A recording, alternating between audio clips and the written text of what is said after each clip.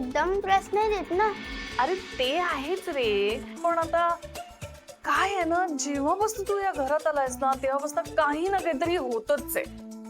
आता त्याच दिवशीचं बघ ना, तू शाळेत अडकला होतास है ना, त्या दिवशी तिला फिरायला जायचं होतं पण नाही ना जाऊ शकली. मला म्हणाली रे ती, बघा ना आत्या, इतकी मी राबते सगळ्यांसाठी पण साधं फिरायला पण मला जाता येत नाही. म्हणजे सगळा प्रॉब्लेम होतो बनीमुळे. आई असं म्हणाली? हो रे, स्वतः माझ्याजवळ बोलली ती तसं. आपण तू तिला विचारू नकोस हा, आपलं सिक्रेट आहे हे. हा नाही नाही असं दे, नाही तर वाईट वाटेल रे तिला. आईच्या वेळेला तुला सांगू का, मला तुझ्या आईची काळजीच वाटते. ह्या सगळ्या ताण तणावामुळे ती आजारी बिजारी पडली तर. नाही नाही असं नाही होणार, नाही पडणार त्या घरी. अरे अशी कशी नाही पडणार मला सांग. एवढं 3-3 लोकांचं करायचं म्हणजे काय खायचं काम असतं का? हो की नाही ग वहिनी? हो तर केवढा त्रास होतो माहितीये तुला. आता तुझा भास्कर काका हा मोठा मुलगा आहे की नाही माझा, तुझ्यापेक्षा लहान होता तो, तेव्हापासून केवढी कामं करायचा घरामध्ये. आपले आपण कपडे धुवायचा, ब्रेकफास्ट करायचा, तुझ्या आकाश बाबाचा अभ्यास घ्यायचा आणि अखिलला भरवायचा सुद्धा. बापरे, मला तर अजून शाळेची तयारी पण करता नाही येत. त्या दिवशी बघितलं ना काय झालं. हो आम्ही बघितलं, आता तूच बघ. म्हणजे तुझ्या आईला सगळं करावं लागतं ना, तुझं तुला काही करता येत नाही, त्याच्यामुळे तुझी काळजी वाटते. पण एवढ्या सगळ्यांचं करायचं म्हटलं की तुझ्याकडे दुर्लक्ष होणार रे. सख्खी आई पण तुझ्याकडे दुर्लक्ष करते, बाप तर काय सख्खा नाहीच आहे. आओ कशाला बोललात तुम्ही? त्याला वाईट वाटलेल ना. आपलं ठरलं होतं ना सांगायचं नाही. हो वहिनी, आता काय करायचं? काय सांगायचं नव्हतं मला. आता काय बोललात तर असं म्हणतेस? बरं बनी, तुला खरं सांगायचं नव्हतं पण आता सांगते हा. काय? तो आकाश आहे ना, तो तुझा खरा बाबा नाहीये.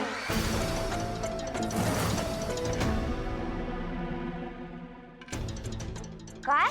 म्हणजे तुझ्या आईशी आकाश बाबाचं लग्न झालंय म्हणून तो तुला आपला मुलगा मानतो. नाही नाही, आहे तो माझा बाबा. माझी आई कशी चिन्हूनची आई आहे तसा तो पण माझा बाबा आहे. हा तुम्हाला पण या इथे. चला दोघी आता मस्त झोपून घ्या. चला चला चला. Yes, good good. अरे बनी, जेवण झालं ना नीट?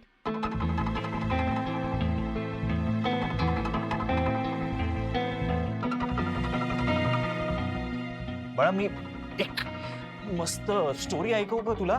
हा आवडेल. बाळा ऐक ना, मी बोललो ना आपण जाऊया उद्या खेळायला. हा बनी, बनी माझ बनी बनी बनी काय रे, किती वेळा सांगितलं असं डोक्यावर पांघरून नाही घ्यायचं. खाली घेऊन झोप.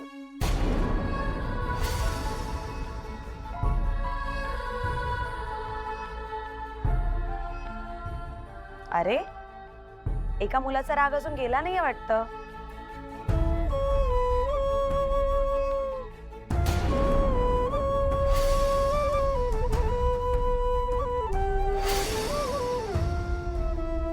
बनी, आज माझा दिवसच फसला.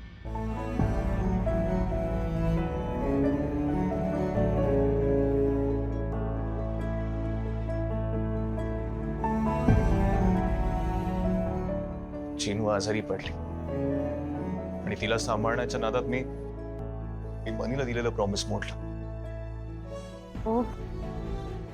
हो असं असं खरंच नाहीये काही.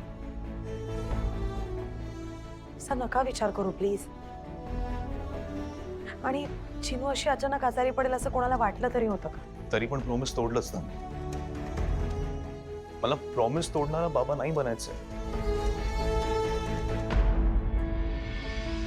3 मुलांना सांभाळताना कोणा ना कोणावर दुर्लक्ष होणारच आहे. मग हे कसं हँडल करायचं आपण? अवनी वहिनी म्हणाल्या तसं आपण आपलं 200% द्यायचा पूर्ण प्रयत्न करायचा. आज कमी पडलो तर उद्या ती उणीव भरून काढायची. बरोबर, असंच करणार आहे मी.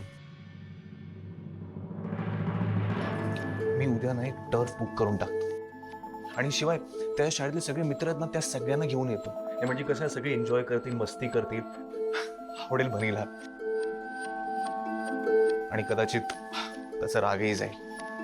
काय वाटतं तुम्हाला, कसं आहे प्लॅन? जरा खर्च करायचा होता ना घराच्या मेंटेनन्सवर, काय हालत करून ठेवली. एवढी मोठी जागा आहे आपली, ती बाहेरची जागा पकडून तर जवळजवळ 1.5 गुंठा असेल ना. काय पण करतोयस तू? जे मी विचारतोय ना त्याचं उत्तर द्या आधी. का विकत होतात घर? हा, इतक्या प्राईम लोकेशनवर आपलं घर आहे, किंमत माहितीये का तुम्हाला? नाही म्हटलं तरी आजच्या मार्केटनुसार जर आपण हिशोब केला ना तरी निदान जवळजवळ 3 कोटी येतील. किती? 3 कोटी. काय काय करणार काय एवढ्या पैशांचं? काय वर्ल्ड टूर वगैरे प्लॅन केली की काय? अशी अर्धी लाकडं तुमची गेली. नीट बोल. नीटच बोलतोय. अजून तरी